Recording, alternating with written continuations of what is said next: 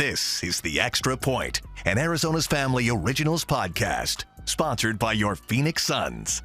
Well, what a night in Arizona sports. And on the Extra Point television show, Josh Doan, the son of Coyotes legend Shane Doan, scores 2 goals in his Coyotes debut, and his dad was there to see the entire thing. So let's get a perspective about what that means to the Valley and where the Coyotes go from here, and talk to the man who interviewed the Doans on the post-game show for the Coyotes, an old friend of the show, Todd Walsh, here on the Extra Point podcast.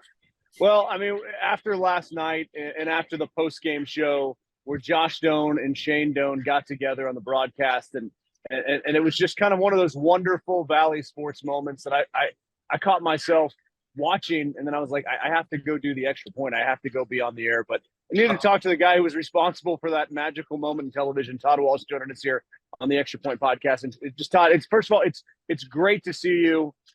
It was so much fun seeing you in your element last night. What as you've been able to kind of process that, what do you kind of take from the evening? Wow. Well, first of all, thank you. And thank you for saying that. I was just the vehicle. That was nothing to do with me. That's all proximity. I did appreciate you reaching out late last night. There was no chance I was going to sleep last night, Mark. You've been in this business long enough to know that these moments, they don't happen all that often. And when they come down the pike, you got to ride it. And I just remember yesterday morning on my way to the skate, I just had a sense, and again, you've done this for a long time. I know you were an athlete back in the day. There are just some games and some moments where you can just project that something's going to happen. Now, I didn't expect 2 goals, but I just never thought for a minute we'd walk away and go, well, Josh, had 12 good shifts and he showed some signs. No way. So I'm just sort of thinking back on that now and looking back on my time with the Coyotes, which started before they even had a name. And I don't know if I can put anything above this moment. There are a few moments along the way that were, I think, on par. But when you look at the depth of this whole thing, from Shane to Josh, the first family of hockey in Arizona, Mullet Arena, the fact that everybody roots for the Doan family and that Shane was there and Andrea was there and his brother and his 2 sisters and you can go on and on and on. I don't know where you put this. I don't know how you top it. I really don't. So I'm still kind of riding the wave. And I have said Shane is Josh, Josh is Shane so many times. I don't know that that's ever going to go away. And honestly, no. I'm just kind of happy we have a Doan playing hockey in a Coyotes sweater once again. Give us a sense. You've spent a lot of time with the family over the years. What did this moment mean to the family? Oh, man. I was listening to Shane on the radio in the morning. He was on with Ron Wolfley and Luke Lipinski, and I heard something in his voice, and I'd only heard it a few times over the years. I think I've interviewed him more than anybody on earth, and that's when I knew. I'm like, oh, wait a minute. And I had to remove myself and think, okay, wait, this isn't just Shane Doan, the ex-Coyote legend. This is Dad. And I felt that. And then just getting into the rink, we had a shot of them in the pregame show of Andrea Doan and Shane, and I could just see in their eyes. And the last time I got together with them was the last night I saw them all at Gila River Arena for the jersey retirement ceremony. And there was great pride in that. That was, to me, one of the greatest spectacles I'd ever seen in Arizona sports history that I've been here since 1988. But there was also a sense of melancholy and longing for, the career to continue, and it was over. And there was that. This was totally different. It wasn't about Shane. It was about his son. And that's the thing that I felt. And I've been loitering and I've been a fly on the wall for a lot of their moments over the years. And some of them have been great and some have been really difficult. But this one is it. This is the pinnacle. Unless he has a hat trick on Thursday, and then we'll go on from there. But just to feel that vibe, that's one of the great families that I've ever been around. And as I said on the air last night, he's reminded me that every day is a blessing, and there are no bad days when you're in hockey or in doing what we do in sports, right? No, absolutely. Even though it's a lot of work, and you can tell the amount of work that you put in, and the result that we get on the air. And last night's post-game show again was So fun to watch. I just loved it. I wanted it to keep going. As far as the players go, Shane versus Josh. Josh scores 2 in his first game in the NHL. It took Shane 17 games, I think he said, to score a goal. Yeah. How do you compare the players? And did you see this? Like, has Josh always been kind of trending towards being one of these guys in the National Hockey League that can score 2 goals in a game? I think you have to look at how the sport has changed and how it's evolved, and they're clearly not the same players. Shane was one of the most physical forwards that we have seen in his time, and you're never going to see that kind of player again in the sport as it is today. So it's sort of apples and oranges, but the one constant is how he thinks the game and sees the game, and that is, there's a lot of osmosis there, and there's a lot of, I can only imagine the conversations that they've had over the years, and knowing that Josh was the biggest Coyotes fan there ever was and was at every single game that they could be at, and obviously with his dad, that's the connection to me. And also where you saw him score the goals last night, and that's the hot zone. That's around the net. And there's so many guys that just don't do that, and I don't understand it. But they're reluctant to go there. But clearly he was not, and that comes from his dad. I couldn't believe he didn't say puck some people to the net on the post-game show. I was like, it was just a swing and a miss, but that's what Shane would tell me every single night, and it got to be a joke, but in reality, that's how you score goals. So there's the kind of the common bond, but it's the hockey sense that he has that's innate, that he was born with. Do you get the sense that one game can kind of lift this franchise up a little bit out of the, what's a good term? I think is malaise a good term? I think I'm stealing your term there. Or just kind of the rut that it's been in since the losing streak earlier this year.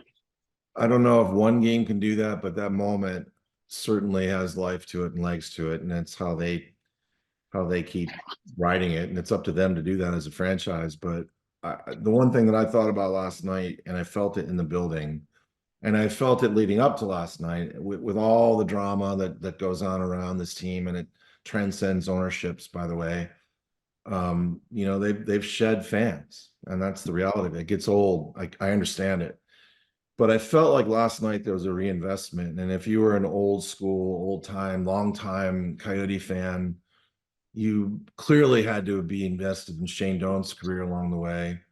Maybe you drifted back. Maybe you watched the game, you listened to the game. Maybe you got into the game and were in the building and you felt it. And if you did that, I think you might take a peek on Thursday, and maybe you'll get out there Saturday afternoon for the Rangers if you can. And that's, you know how it is, man. If you're not winning, it's work to get people to watch, and it's hard work. I used to say back in the first 2 years of this team's existence that they were like Avis Rent-A-Car. They had to try harder, and they got away from that for 1,000 different reasons, but it still works for me. You do have to try harder. I hope it elevates them for a while. I don't know how it couldn't. Well, when you go back to those early days and you think about some of those conversations with Shane Doan and the days, weren't you up in the obstructed view seating? Was that your seat for some of those games? Oh yeah, the doghouse. Yeah, yeah. I resided there. Yes. Oh, from that moment to when he became Captain Coyote, was it obvious that he was heading down that track? If I had told you that in, say, 97, 98, and that Shane Doan would probably be on the Mount Rushmore for Arizona sports? Wow. Our dear friend, our mutual friend, our former peer, Josh Kellman, asked me that question yesterday. So I'm prepared for that answer. I don't think it was trending that way. And the reason I say that is because of the superstars that were on that team when they got here. You had Keith Tkachuk and Jeremy Roenick, who just by their very nature and their skill set, and they should be in the Hall of Fame, demanded and commanded the attention and the air in the room. And Shane was a young, respectful player and certainly had all kinds of potential. I knew that when I first saw him, but he wasn't that guy. I remember when he got sent down. I'll never forget that as long as I live. Oh, wow. Wow. Yeah, he did get sent down by Bobby Smith. And so once Keith moved on and Jeremy moved on and Teppo Numminen became the captain, but you very clearly could see that Shane was a leader, a natural leader that comes from his dad, Bernie, and his mom, Bernice, and all the things that they taught him along the way. But to be the Mount Rushmore guy, you've got to last. You got to stay injury free, and you got to produce. And then, Mark, if you add to it, and you've lived it, the enormity, the weight of the franchise, its very existence in Phoenix on his shoulders, and he accepted that, and he carried that, and he had some of his closest friends in hockey say, "Get out of here, go win a cup. You'll always be able to come back," and he would never do it. I can't help but wonder what might have happened along the way for him if he had done that, but he didn't. And I think it's all goes back to what we saw last night. It's part of that story that you can't deny, that if you're a fan of hockey and hockey in the desert, and you invested in this team, you know that Shane Doan, I mean, Gary Bettman said it. And that retirement ceremony and the jersey going up, he turned around. I was right behind him, and he looked right at Shane Doan and basically said, "This is the reason that this team is still here." So that says it all to me. Does Kelman have him on his Mount Rushmore of Arizona sports? Do you have him? I do. Okay. Yeah, absolutely. Yeah. I don't know. I'll ask him, but I don't know how you wouldn't. As far as, I mean, 2 goals your first game, this is a completely unfair question, but it's, I'm all about the hype and the hyperbole and the storyline. And I mean, this is some good news for the Coyotes. So Yep. Does Josh Doan have, I don't know, I can't believe I'm saying this out loud, Mount Rushmore potential? Wow. Wow. I don't know. This just comes to mind, so bear with me. There's a Flintstones episode where Fred Flintstone and Barney Rubble, the family. The one where he gets together with his college buddies? No, and not the happy anniversary episode, but where they go on vacation, and they're at this little river, and they're looking at it, and I think Barney says, "Yeah, Fred, someday they say this is going to be like the Grand Canyon." So, sorry, that's a bad Barney Rubble. That was good. Keep stay in character if you can. No. So I don't know. I don't know how I can answer that question, but man, if anybody has the catapult, it's him. Why not? What the heck? Someday there'll be a Grand Canyon there, right? Is he right? Is he a guy though you can build the franchise around with a Clayton Keller there, with their current goalie structure? Are there pieces here that Bill Armstrong could turn the corner here? Yeah, potentially soon. They don't build a franchise around Josh Doan. That's not their makeup. And Andre Tourigny would be the first one to say that. He tried to deflect that yesterday as best he could, with all due respect to other players that had their first game in the National Hockey League right in front of us. But man, when you look at the skill set and the way the game is played today, and you got Clayton Keller, who's the elder statesman, 4-time All-Star at 25 years of age, and then you've got Logan Cooley, you got Connor Geekie coming down the pike, Dylan Gunther. I mean, that's an amazing skill set. And the goaltending situation is fascinating. It's been interesting to see evolve as the year goes on, but the pieces are there, and Bill Armstrong is in phase 2 of the rebuild, and he's got assets, and he's going to get another massive hit in the draft this year. So he's a part of the solution going forward. That's how I'd phrase that. Could Mullet Arena one day host a playoff game, or are we looking at maybe, as we are trying to piece together clues and breadcrumbs if there will be a new arena, is this more of you're going to catch this thing potentially going into a new arena? And if you've been sworn to secrecy, it's cool. Nobody tells me anything here in Todd's Garage. Hey, why not? I think we all kind of jumped on the bandwagon early on this year when they had such great success, and they were sniffing for the playoffs going in and coming out of the All-Star break. But the reality is it is a rebuild, and there are some issues that need to be addressed. So, I mean, how long are they going to be at that arena? Could they catch lightning in a bottle if there's a next year? Absolutely. Why not? Be pretty cool to see. Can you imagine saying that there's going to be a playoff game in an arena with 11 or 12 or 13 rows of seats? It'd be mind-blowing. I'll be there, I think. With the dog pound, would there be room for the dog pound to bring the dog house? I should have copyrighted that, but others have taken it and stolen it. I know that they wanted to reinvent that at Gila River Arena one night, but I think the wheels fell off. You can only live once, but I'll always have the memory of it. Where does Josh Doan's 2 goals in his debut rank in terms of Todd Walsh's moments covering sports in the Valley? Wow. Um,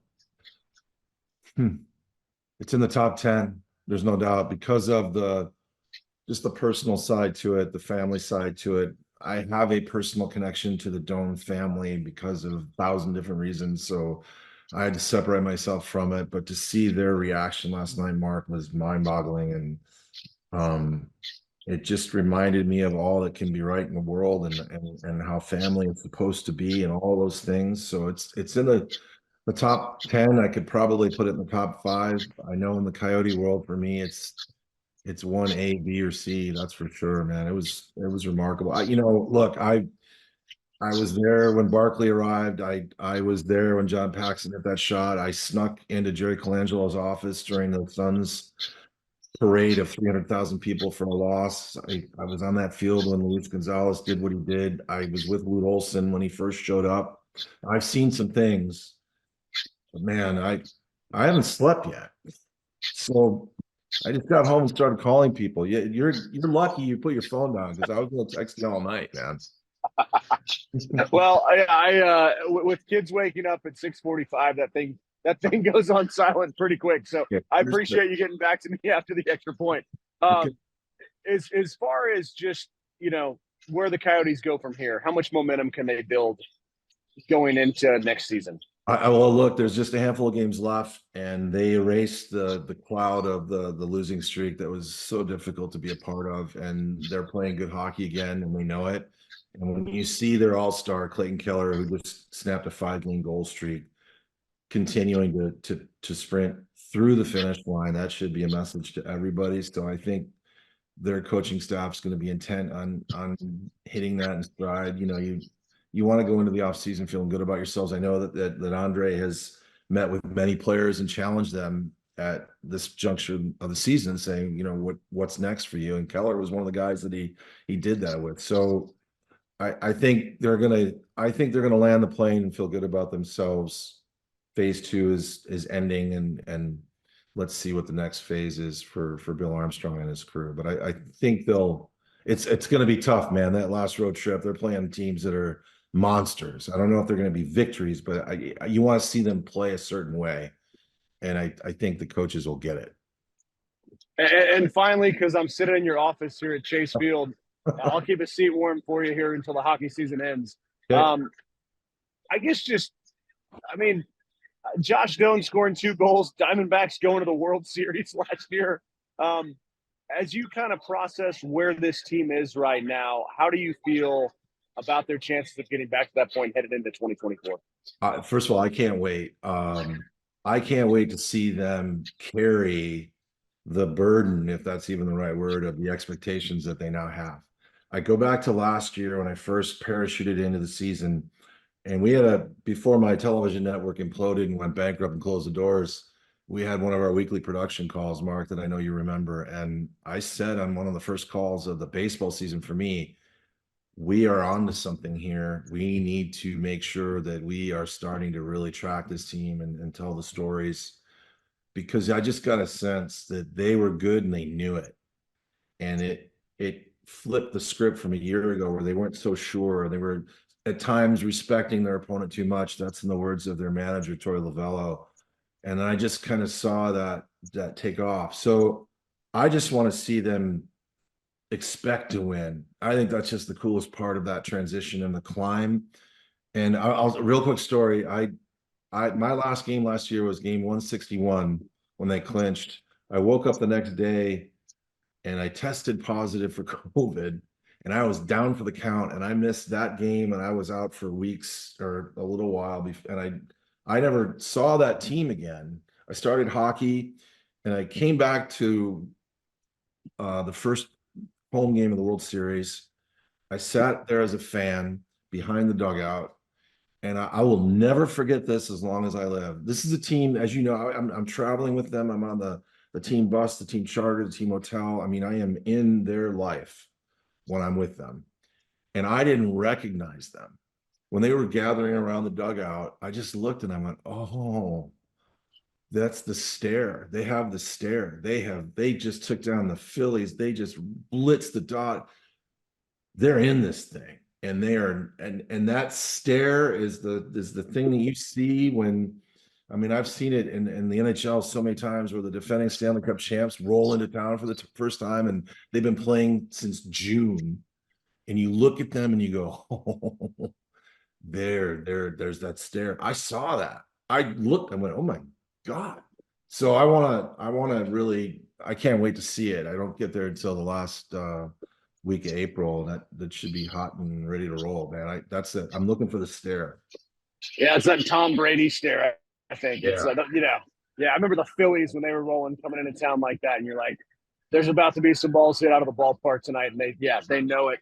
Yep. Will you be here at all for the Yankees series? You're a New York native, so will we see you wander around the ballpark at all? And If I could get up if I could get up in the garage, there's actually, I can't believe I'm going to tell you this, but right there is there's a Yankee bathroom with, I had nowhere to put all this Yankee memorabilia. Like, there's autographs from Red Ruffing in 1927 in that thing, and Bucky Dent and Aaron Boone's. I could go on and on and on. So if I'm here in town, there may be a spot and a sighting, but there's nothing like it when the Yankees roll in town. There's absolutely nothing like it. It takes me right back to 2001. They travel like the Beatles. So this play that, I mean, what a measuring stick early on, right? Are you kidding me? Can't wait. No, we are continually the center of the sports universe. We're always something is happening, and we're just very blessed to have you here to chronicle it like you did last night with the Josh Doan debut. Hey, so thanks for joining us, man. Mark, thank you. That's kind to say, but I'm on the back nine, and I don't know if I'll ever cover a story as profoundly moving as last night again. So if you saw joy in my face, it's because I was just reading the family that was around me. It was amazing. Amazing. All right, once that back nine's over, we're going to the TP for a beer. I would love that. I'm in, man. We got to make that happen. Hey, thanks so much for your time, man. Really appreciate it, and look forward to seeing you back at the ballpark soon.